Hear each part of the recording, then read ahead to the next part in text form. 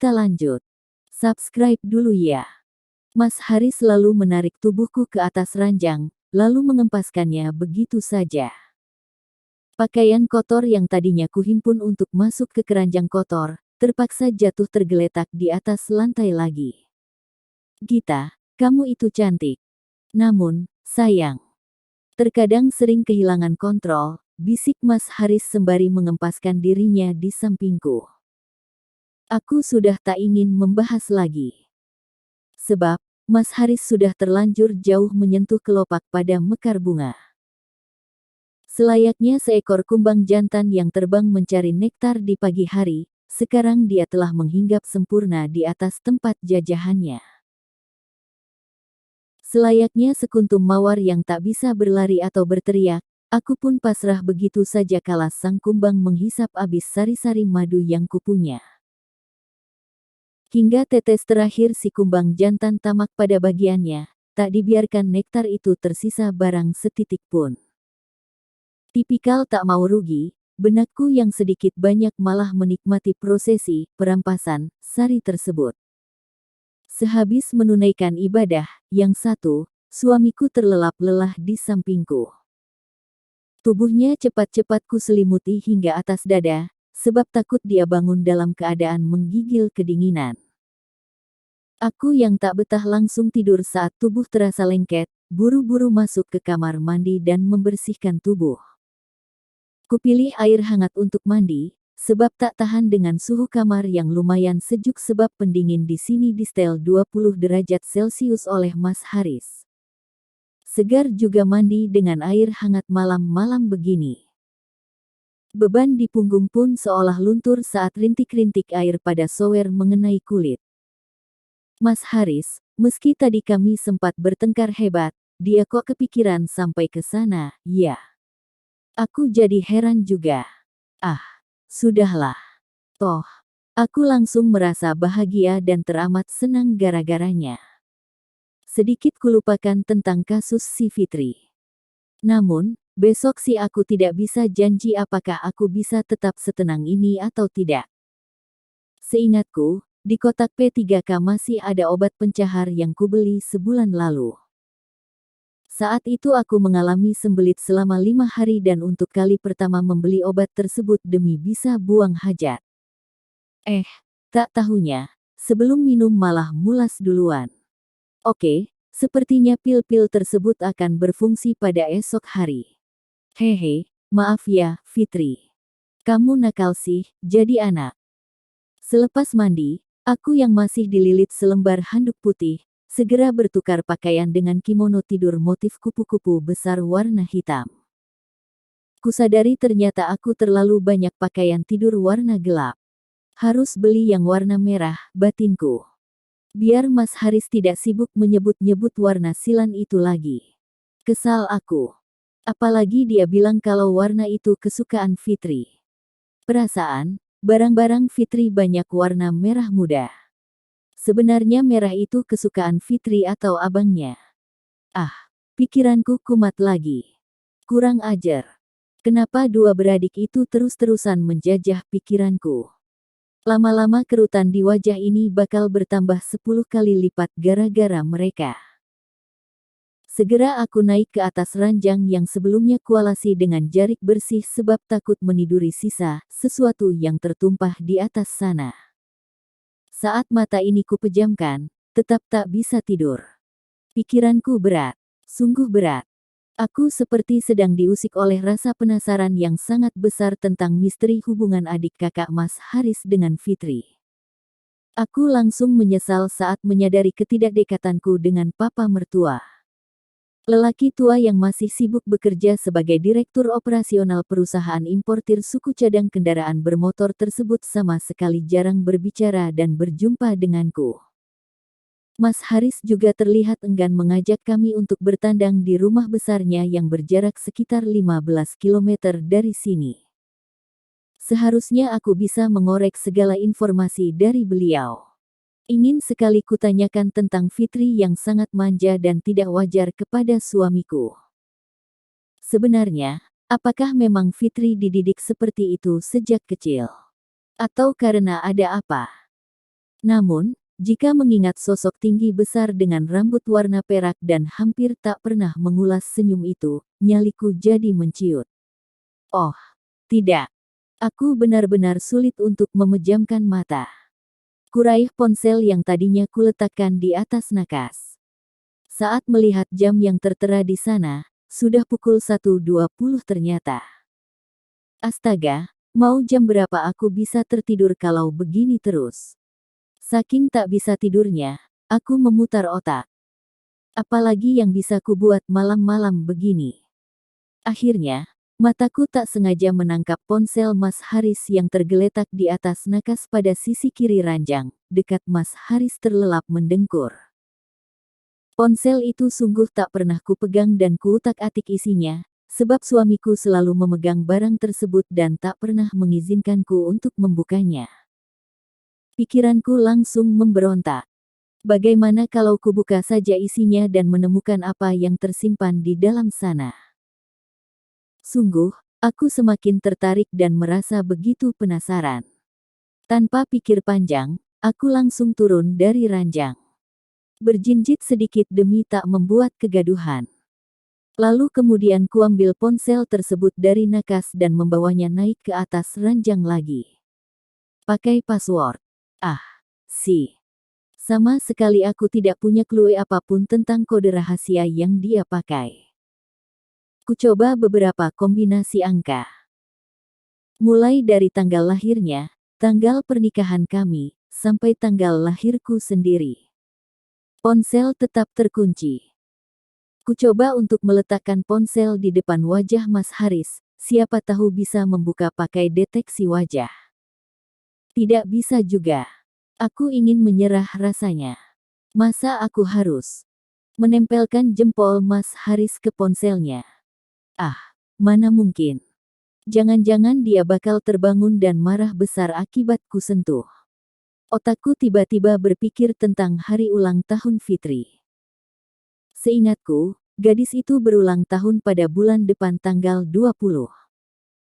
Kucoba akhirnya menekan angka 201.202 untuk tanggal 20 bulan 12 tahun 2002. Demi Tuhan, aku sangat tercengang saat mendapati ponsel itu berhasil terbuka. Aku masih terbengong-bengong. Betulan bisa. Berhasil. Apa ini mimpi? Mas Haris membuat tanggal lahir adiknya sebagai kode dari ponsel yang dia miliki. Apa faedahnya? Untuk apa? Dadaku semakin sesak. Ini kenapa sih, sebenarnya? Mereka ini ada hubungan apa? Makin menjadi rasa kecewaku saat wallpaper ponselnya berupa foto si gadis nakal tersebut. Sunggingan senyum dari bibir seksi gadis itu terlihat begitu menggoda. Mustahil seorang pria dewasa macam Mas Haris tak menyukai paras secantik ini. Jika hanya sekadar adik kakak, mengapa hubungan mereka kelewat dekat dan membuatku begitu terbakar kecemburuan? Kutahan gemetar tangan. Sekuat tenaga kuyakinkan hati untuk membuka galeri ponsel Mas Haris. Jujur, aku ingin tahu, foto dan video apa saja yang tersimpan di sana. Dadaku berdegup sangat kencang saat tiba di awal galeri. Foto-foto terbaru yang dibidik kamera ponsel itu tak ada yang mencurigakan. Keramaian di kafe antariksa milik Mas Haris, but-but minuman Ristime yang kini menjamur di seluruh penjuru kota dan bahkan merambah ke kota lain, kemudian gambar-gambar Mas Haris bersama para karyawannya. Aku tak menyerah. Kucari folder lain yang berisi gambar. Mataku membeliak saat menatap sebuah folder yang diberi nama My Sweetie. Coba tebak apa yang ada di dalam sana. Ya, gambar diri Fitri semua. Banyak foto selfie di sana. Ada Fitri sedang mengenakan seragam SMA, Fitri tengah belajar kelompok dengan teman-temannya, Fitri bergaya OOTD di depan bangunan tua bersejarah, Fitri tengah di kolam renang dengan bikini one piece yang melihatkan lekuk tubuh aduhainya, dan Fitri sedang mengenakan kimono tidur warna merah motif merak yang sangat elegan. Foto itu memperlihatkan pose Fitri yang beragam. Mulai dari duduk dengan rambut yang dicepol ke atas, berbaring dengan rambut diurai, sampai berdiri di depan kaca besar yang ada di kamarnya dengan bergaya memegang leher. Semua foto berkimono merah itu tak melihatkan senyum. Hanya mimik wajah sensual dengan bibir yang sedikit terbuka. Jantungku benar-benar berdetak sangat kencang kala mengamati kimono itu dengan teliti. Sebuah pakaian tidur yang terbuat dari bahan satin itu tak memiliki kancing dengan sebuah pengikat di pinggang sebagai katupnya. Pada pose berdiri di depan cermin, terlihat paha mulus milik Fitri yang tak tertutup sehelai benang pun. Bagian dadanya pun sedikit terbuka sebab ikatan kimono terlihat tak terlalu dia kencangkan. Untuk apa berpose seperti ini, lalu mengirimkannya pada Mas Haris? Gila. Perempuan aneh. Bahkan untuk gadis remaja, dia sama sekali tak pantas untuk berpose nakal seperti itu, kecuali tengah mempromosikan diri untuk open bo. Git.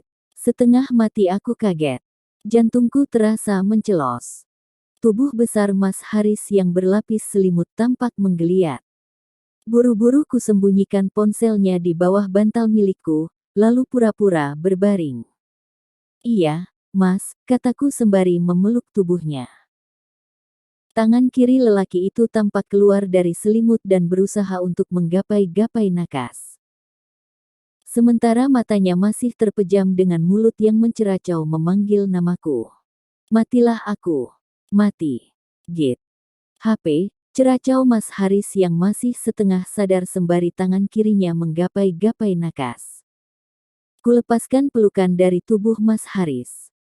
Tanganku yang gemetar merogoh bawah bantal dan meraih ponsel yang kusembunyikan tadi. Secepat mungkin aku membuka ponsel Mas Haris dengan kode tanggal ulang tahun adik kesayangannya tersebut, kemudian mengeluarkan penelusuran galeri. Segera kuberikan ponsel tersebut ke tangan Mas Haris yang masih menggapai nakas, sementara matanya masih tertutup rapat tersebut. Butuh usaha keras untuk menjulurkan badan dan tangan demi melewati tubuh besar Mas Haris, sekaligus tanpa menyentuhnya saat aku meletakkan ponsel tersebut kembali ke asalnya. Itu HP-mu di atas meja, Mas, kataku dengan suara yang diparau-paraukan. Akhirnya tangan Mas Haris mendapatkan benda pipih berukuran layar kurang lebih 5 inci tersebut. Lelaki itu kemudian mendekap ponselnya di dada. Kembali nyenyak dengan dengkuran yang keras. Aku melongo. Gila. Sebenarnya dia ini kenapa? Kok, takut banget jauh dari ponselnya. Apa dia punya feeling kalau aku baru saja membongkar-bongkar isi galerinya? Jantungku sudah lumayan normal degupannya. Berbaring kembali aku sembari mengamati wajah Mas Haris yang tertidur pulas dengan mulut yang agak menganga. Mas Haris, belum semuanya kubongkar rahasia di dalam memori telepon genggammu tersebut. Aku masih sangat penasaran dengan isi chat di WhatsApp dari adikmu tercinta, si Fitri. Tunggu tanggal mainnya. Aku akan mengorek hubungan kalian sampai ke inti paling dalam. Sembari menahan dongkol, aku berusaha untuk memejamkan mata dan ikut tertidur pulas di samping Mas Haris. Namun, tetap saja sesekali mataku memperhatikan ponsel berwarna hitam yang masih berada di dalam dekap tangannya tersebut. Jengkel. Kok, bisa-bisanya dia ingat pada barang tersebut dalam keadaan tidur nyenyak. Mbak Gita. Tubuhku diguncang-guncang oleh seseorang. Suaranya yang nyaring membuat telingaku hampir rusak. Malas, aku membuka mata. Si Asteris L. Mengapa gadis nakal itu berada di kamarku? Kenapa kamu di sini, Fit? Bentakku sembari bangun dari tidur. Kuperhatikan samping. Tak lagi ada sosok Mas Haris di sana. Kemana suamiku? Siang banget sih, kamu bangun. Udah jam 8, woi. Mana sarapan buat kami? Cewek bercelana pendek dengan kaos oversize warna putih yang transparan tersebut berkacak pinggang di samping ranjangku. Mataku membeliak. Semakin kurang ajar anak ini. Berani sekali dia ngomong seperti itu. Memangnya aku ini pembantu? Mana Mas Haris? Tanyaku sembari turun dari tempat tidur. Di luar minum kopi sambil main HP. Kamu, kok jadi istri nggak perhatian sama suami? Masku tuh pagi-pagi harus selalu tersedia kopi dan sarapannya. Kayak kamu itu baru sehari aja nikah sama dia. Gadis berambut panjang yang dikuncir kuda tinggi-tinggi tersebut menceramahiku dengan nada yang sok menggurui. Memang bakat jal asteris anak ini, pikirku. Enak saja dia marah-marah padaku hari ini. Aku tak menghiraukannya. Berjalan begitu saja kakiku melalui tubuh ramping gadis banyak bicara itu. Tak kusangka, dia malah makin nyaring bicaranya. Giliran nanti aku yang merhatiin Mas Haris, kamu pula ngamuk-ngamuk cemburuan. Dasar nenek tua. Langkahku tercekat. Aku membalik badan dan menatap Fitri dengan dada yang panas. Apa masalahmu, Fit? Tanyaku dengan nada dingin. Masalahku. Kamu bangun siang seperti ini ya masalahku. Pakai nanya pula. Gadis itu melengos. Wajahnya sangat menyebalkan. Kamu itu kalau ngerasa laku, cari pacar dong. Jangan nempel terus sama suami orang. Skakmat. Ucapanku seketika membuat Fitri terhenyak. Anak itu langsung pias wajahnya. Mungkin dia merasa sangat tersindir. Cari pacar yang muda, ganteng. Jangan main sama masmu terus. Nanti jadi perawan tua kayak aku, baru tahu rasa. Kulempar senyuman lebar kepadanya. Kemudian aku keluar dari kamar dan meninggalkan gadis itu sendirian masih berdiri terpaku di sana. Kudatangi Mas Haris yang sedang duduk serius di sofa ruang tengah kami. Dia tengah duduk sembari menaikkan kaki kanannya ke atas paha kiri. Lelaki itu fokus menatap layar ponsel yang sudah seperti belahan jiwa yang tak boleh jauh darinya. Pagi, Mas. Maaf aku kesiangan, sapaku sembari duduk di sebelahnya. Mas Haris mengangkat wajah. Lelaki itu tersenyum dan merangkulku. It's okay. Gak apa-apa. Lelaki itu malah memberikan sebuah kecupan di kening. Mesra sekali. Fitri ngebangunin aku tadi. Dia marah-marah sambil mengguncang badanku, Mas. Merasa Mas Haris tak keberatan dengan bangun siangku, aku pun cepat mengambil kesempatan. Kepalaku langsung bersandar pada dadanya. Oh, gitu, ya. Jangan terlalu dipikirkan, Git, jawab Mas Haris sembari mengelus kepalaku. Katanya aku nggak perhatian lah, cemburu sama dialah. Serba salah aku sama anak itu, Mas. Ngatain aku nenek tua pula. Terus saja aku curhat pada Mas Haris. Tumben-tumbennya kan, dia mau mendengarkanku seperti ini. Biasanya, kalau kami sedang bahas Fitri, pria ini pasti terus membela adik semata wayangnya tersebut. Apalagi katanya, sayang. Tanya Mas Haris. Dengan nada lembut. Seketika hatiku merasa sangat bahagia. Sebab, akhirnya suamiku benar-benar mau berpihak kepadaku. Apakah gara-gara servis tadi malam? Oh, betapa bahagianya aku. Ya, aku disuruh cepat bikin sarapan sama dia. Katanya kamu itu kan tiap pagi harus disediakan kopi dan sarapan. Loh, aku kan sedang capek banget tadi. Malam, Mas. Kan, Mas tahu sendiri semalam kita ngapain. Aku menatap Mas Haris dengan wajah murung.